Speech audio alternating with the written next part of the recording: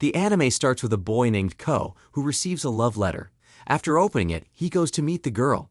But instead of accepting, he rejects her confession. Not wanting to hurt her feelings, he explains that it's not that he doesn't find her attractive, he just doesn't really understand what love is. The girl bursts into tears and runs away. The next day, her friends begin to bully Ko for turning her down. They insult him and keep calling him worthless. As this continues, Ko loses interest in school life more and more.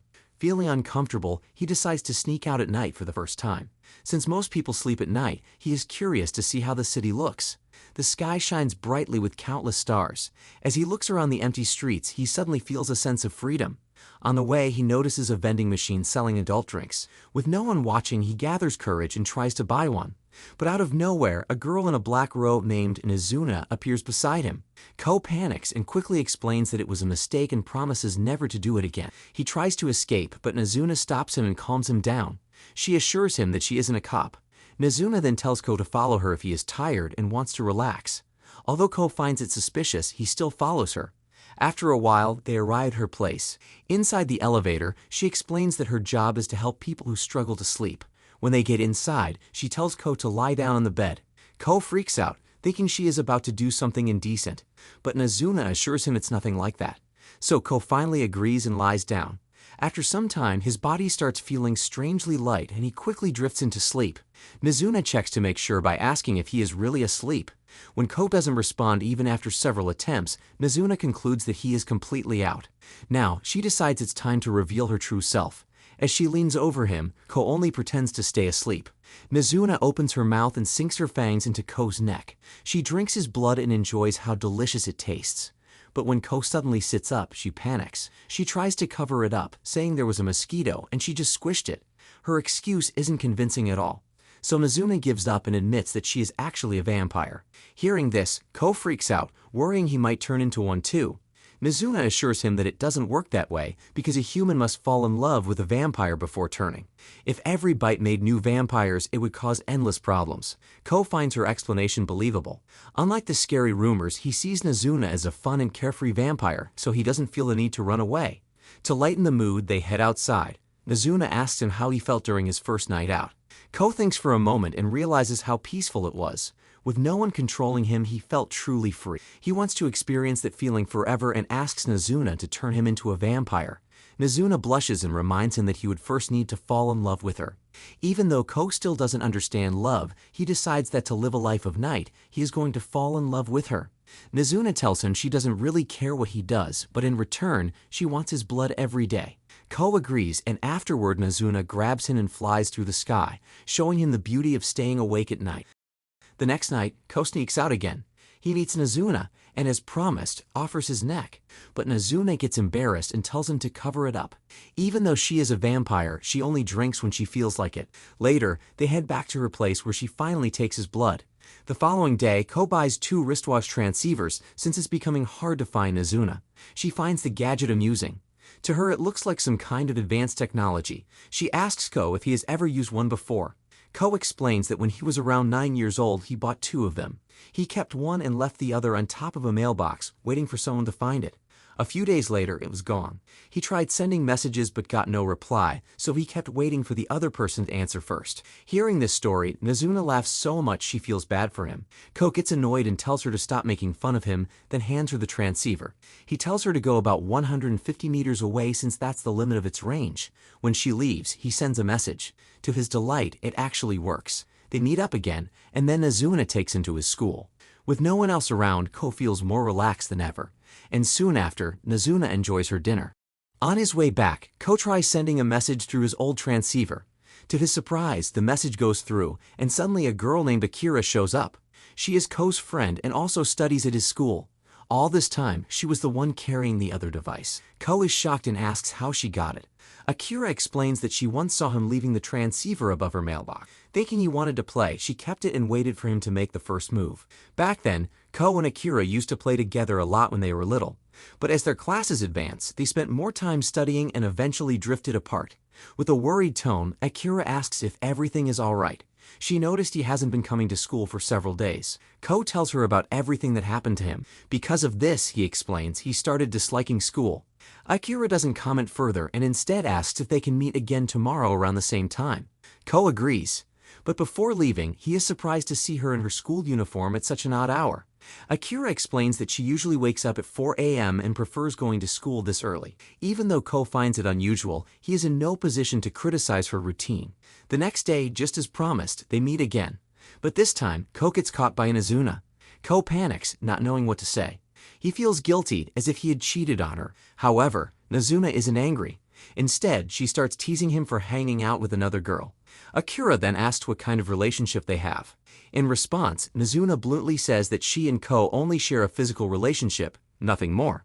Ko freaks out and scolds her for putting it in such a ridiculous way. Akira, like any normal person, misunderstands and assumes they're dating. But Nazuna, embarrassed, tells her not to confuse everything with love. To make herself clear, she demonstrates what she meant earlier.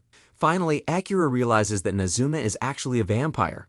After Akira leaves for school, Ko and Nazuna go on a walk together. Ko notices that Nazuna looks upset. He asks if she didn't like him spending time with Akira. Nazuna replies that she isn't angry and just takes off. But Ko is convinced she is upset, so he follows her. He searches for her in the places where they usually meet. However, he can't find her anywhere. While climbing a staircase, Ko slips, falls, and injures himself. The sun is about to rise, so as a last attempt, he sends another message. This time, the message connects, and Nazuna responds. Ko apologizes for secretly meeting a friend and says he really wants to make things right. Suddenly, Nazuna appears before him and assures him that she wasn't angry, just a little irritated. She admits she is worried that because of Akira, Ko might stop spending time at night and return to school. Ko finally understands her concern and promises he has no plans to go back. Noticing blood on his lips, Nazuna asks what happened. Ko explains that he fell and got hurt. Nazuna leans closer, and as she sees the blood, she can't hold back, she kisses him. Afterward, she quickly leaves, leaving Ko stunned. The next day, while walking, Ko spots a couple kissing. He blushes as he remembers his kiss with Nazuna. He suddenly realizes that people who are in love are the ones who kiss. This gives him a rush of confidence, and he believes he is now ready to become a vampire. He meets Nazuna and offers her his blood. Nazuna accepts and drinks it. But nothing changes. Ko is left confused, not understanding why. Nazuna explains that just because two people kiss doesn't mean they are in love. That's not how love works. Ko feels crushed, thinking it would be simple. The following night, while heading to meet Nazuna, Ko runs into Akira. Since it's still midnight, he finds it strange for her to be awake. Akira explains that lately she has been having trouble sleeping and decided to take a walk. Ko invites her to Nazuna's place if she's okay with it. When they arrive, they start playing video games together. After Ko, Nazuna asks Akira if she wants to join. She even says that if Akira wins, she will kiss her. Akira freaks out and refuses the offer. She then asks if that was the same condition for Ko. When Nazuna casually replies yes, Akira is left in shock, wondering what these two do every night. As a friend, Akira tells Ko that she supports his choices, but she cannot let him date a vampire. Nazuna corrects her, saying they are not dating. Ko simply wants to become a vampire, and she just wants his blood. As it gets late, it's time for Nazuna to drink blood. After taking some from Ko, she tells both of them to sleep. But Akira resists and insists on leaving for school immediately. Nazuna points out that it's raining outside and assures her she isn't planning anything indecent. Finally, Akira agrees to lie down, planning to leave as soon as the rain stops. But instead, she ends up sleeping for 4 straight hours. Even though she is late for school, it's the first time in years that Akira has had a proper rest. The following day, after a crushing loss, Nazuna gets irritated and decides to visit a nearby hot spring. After soaking for a while, she receives a message from Ko and goes to meet him. For Ko, it is the first time seeing Nazuna with her hair fully loosened. He blushes and wonders if he might be falling in love with her. So he offers his blood. Fresh out of the bath, Nazuna is really hungry, so without hesitation, she starts drinking it. But she drinks so much that Ko begins to feel dizzy. They look for a nearby hotel to rest for a while. However, the hotel turns out to be nothing like what they were expecting. As Ko regains a little of his strength, he is still confused about why he hasn't turned into a vampire yet. Nazuna reminds him that he is only attracted to her appearance. That isn't love, it's only a step or two before reaching it. After resting for some time, they head outside again. As they pass people on the street, Nazuna casually points out whose blood she has drunk. Ko doesn't like hearing this since it makes him jealous. He wishes she would drink only from him. Nazuna notices and starts teasing him for being jealous. She then reassures him that ever since they met, she has only drunk his blood. She says it tastes so good that she doesn't care about anyone else's. Curious, Ko asks how Nazuna manages to afford her lifestyle, since she either spends time with him or plays games. Nazuna takes him back to her place and explains that she runs a business helping people fall asleep when they are exhausted from work. After giving them her services, she charges between 3,000 and 4,000 yen, depending on the duration, and she also drinks their blood. She even demonstrates, but just as she is about to drink, the doorbell rings. When she checks, Nazuna finds out it is a customer, and she starts to worry. After massaging Ko earlier, she feels too drained to handle any more clients, but she doesn't want to turn the woman away since she chose the most expensive massage. So she asks Ko to take her place and promises to pay him 2,000 yen. Ko is stunned when he hears the amount. For someone his age, it's a lot of money. And on top of that, Nazuna promises to kiss him as a bonus reward. Tempted by the offer, Ko agrees, not for the kiss, but for the money. Even at this point, he hasn't fallen in love with Nazuna. He only sees her as a pretty vampire he has a deal with. Ko greets the customer, whose name is Shirakawa. After changing clothes, Ko begins the massage. At first, Shirakawa is doubtful of him, but as the session continues, she relaxes. During their conversation, she is shocked to hear this is Ko's first time. Ko explains that his boss is busy today, so he is filling in for her.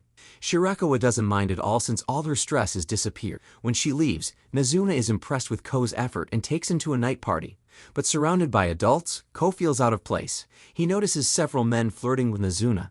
Jealousy builds up inside him, but he is too nervous to confront them. Meanwhile, Nazuna realizes Ko isn't coming to help her. So she tells the men that she is free and will spend time with them if they buy her juice.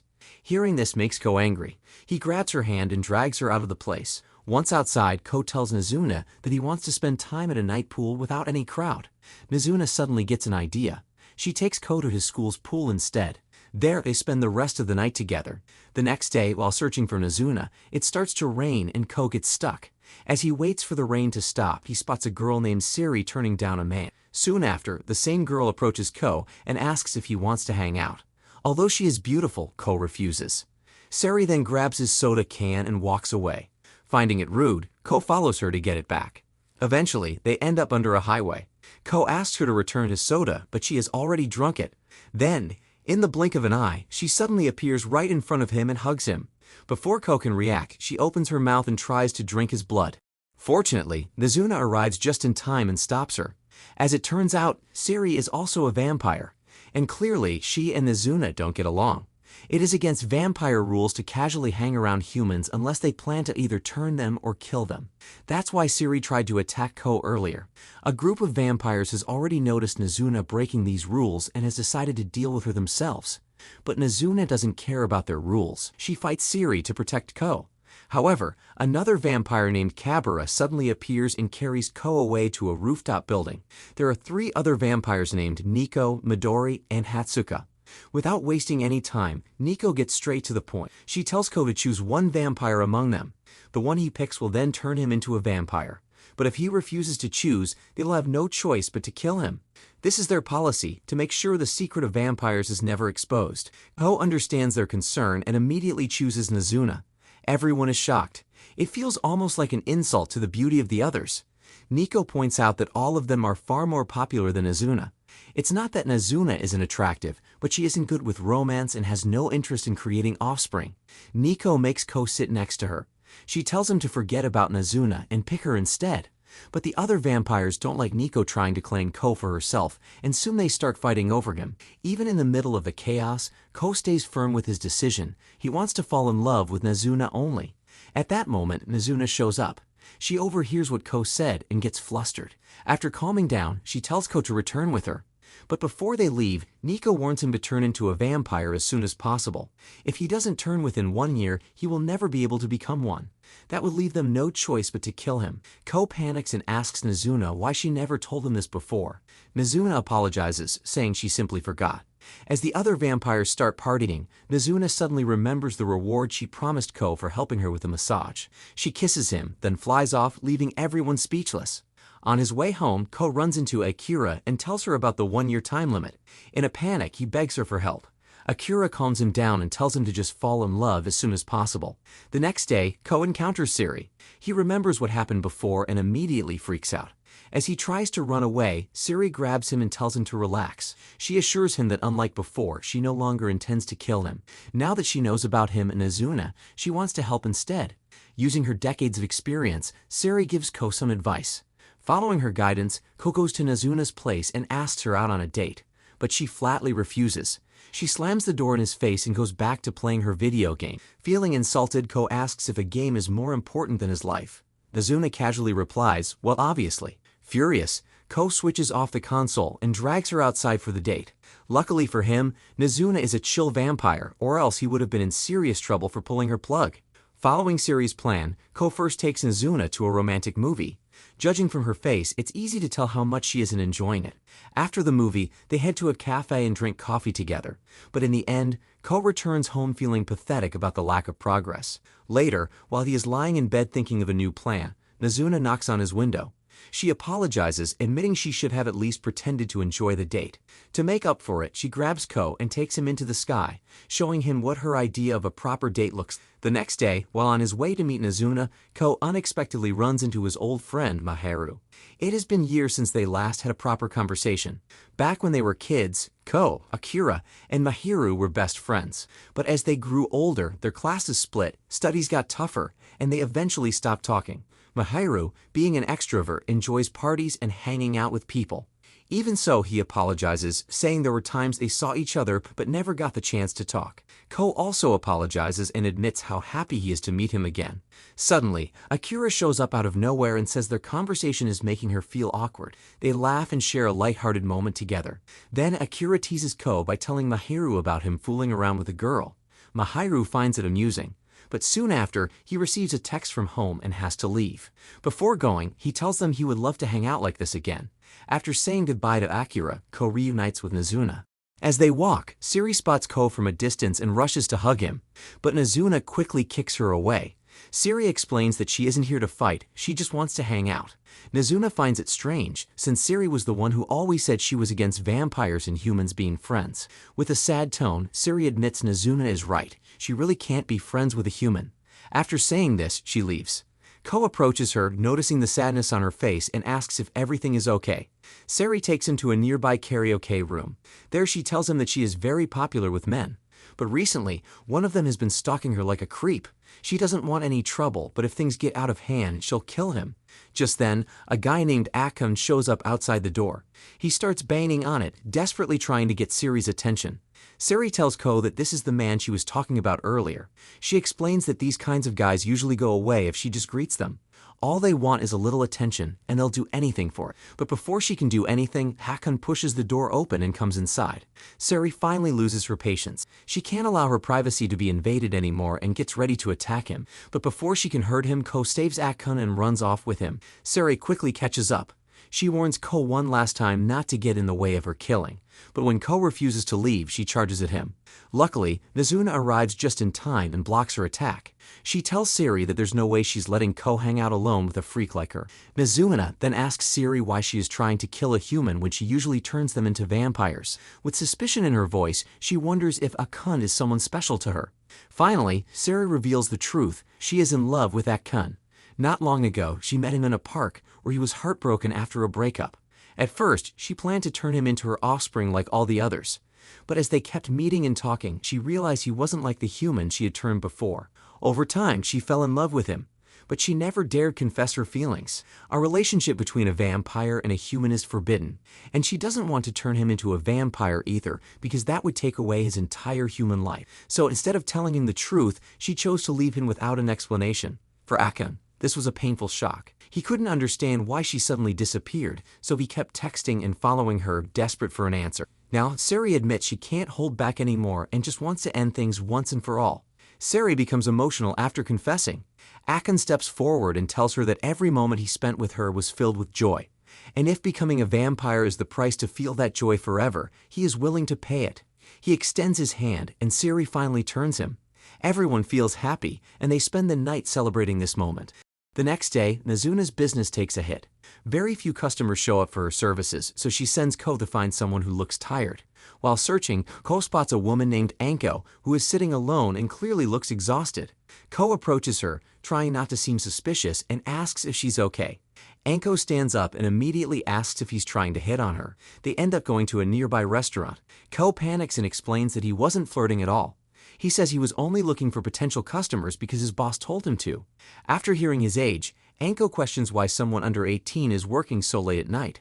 She even mentions she could report his boss for breaking labor laws. Ko freaks out, but luckily, Anko is just joking.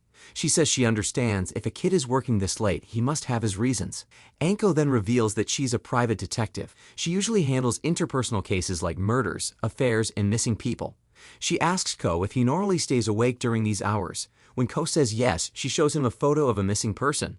Ko panics when he sees the photo. It's Akun. He nervously insists he doesn't know the person. But Anko notices his sudden change in expression and grabs him, demanding the truth. Then, realizing she scared him, she lets go and apologizes. Before leaving, she pays the bill and tells Ko to contact her if he gets any information. But Anko has no plans of letting this go. She strongly suspects Ko knows something and from now on decides to keep following him. A few days later, Ko meets up with Akira and Mahiru to hang out as they promised earlier.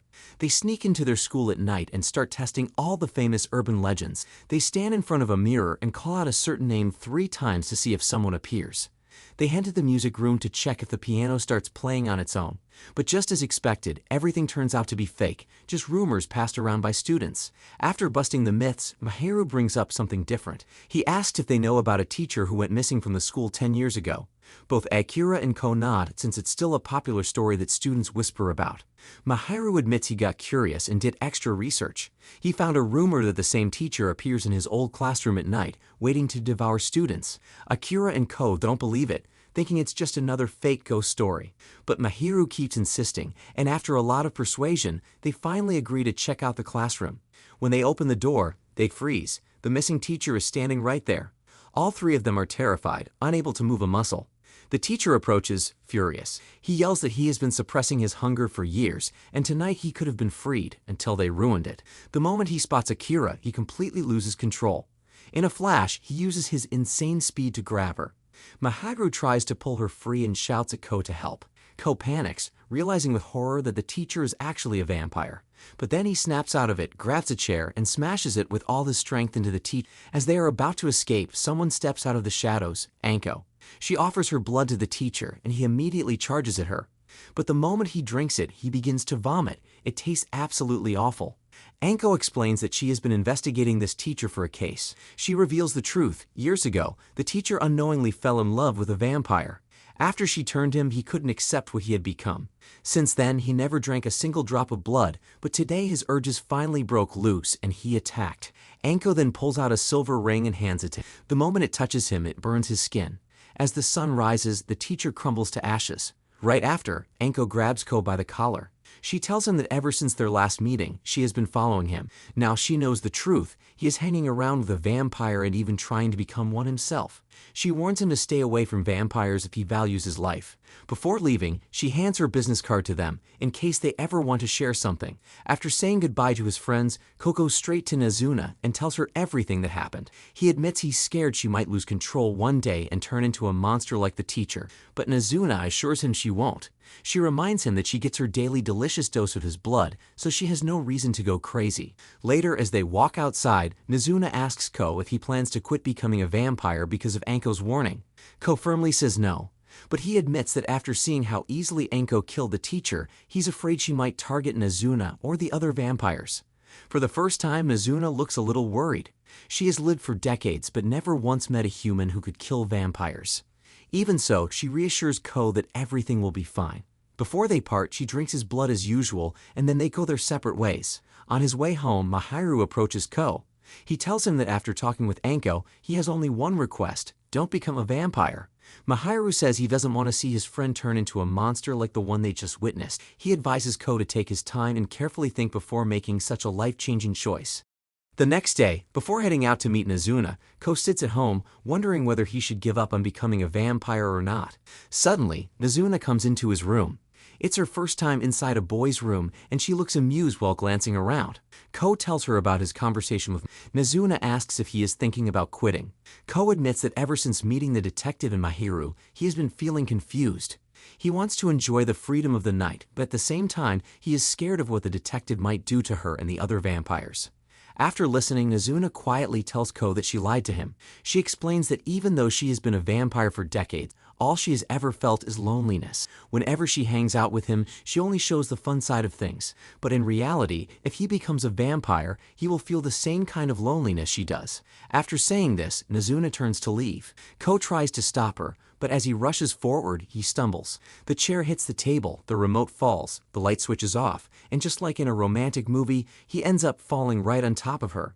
For a moment, it almost looks like Nazuna is going to kiss him, but instead, she sinks her teeth into his neck, drinks his blood, and leaves. The next day, Ko meets up with Anko. He asks her how much she really knows about him. Anko explains that she has researched everything. She knows exactly when and where he meets Nazuna. She also knows that Ko is in a tight spot. If he doesn't become a vampire, the others will kill him, and if he does turn into one, then she will kill him herself without hesitation. But she says the choice is still his to make. Anko promises that if he chooses to stay human, she will protect him and wipe out every vampire. Ko is terrified by her words. He tells her that not all vampires are bad, and he refuses to side with her. With no other option, Anko pulls out her phone and calls 911. She tells the police about a student wandering around late at night and claims she fears he might harm himself. Hearing this, Ko panics and runs away. He knows that if the police catch him, he will never be able to sneak out at night again. He runs until he reaches a park and hides there. Suddenly, Hatsuka appears and takes him to his home. At first glance, Hatsuka looks like a girl, but in reality, he is a boy, something that shocks Ko just as much as it probably shocks anyone else. Hatsuka explains that a fight has broken out between Nico and Nazuna.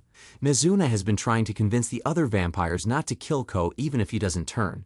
But Nico is furious since that goes directly against their deal. Hatsuka then makes Ko an offer. If Ko wants, he can fall in love with him instead, and he will easily become a vampire. Even though Ko knows he can't fall in love with a guy, he still asks how it would even be possible. Hatsuka explains that he can brainwash humans into thinking they are in love with him, and he could do the same with Ko. Ko refuses, insisting that he is determined to fall in love with Nazuna. Before Ko leaves, Hatsuka warns him to hurry up, because he has no idea what Nico might do if her anger keeps growing. Ko agrees and sets out to find Nazuna. Meanwhile, Nazuna is worried that Ko might be upset with her for lying about knowing how to have fun at night.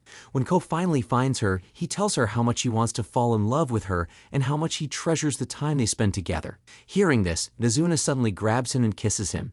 She then promises that from now on, she will also do everything she can to make him fall for her.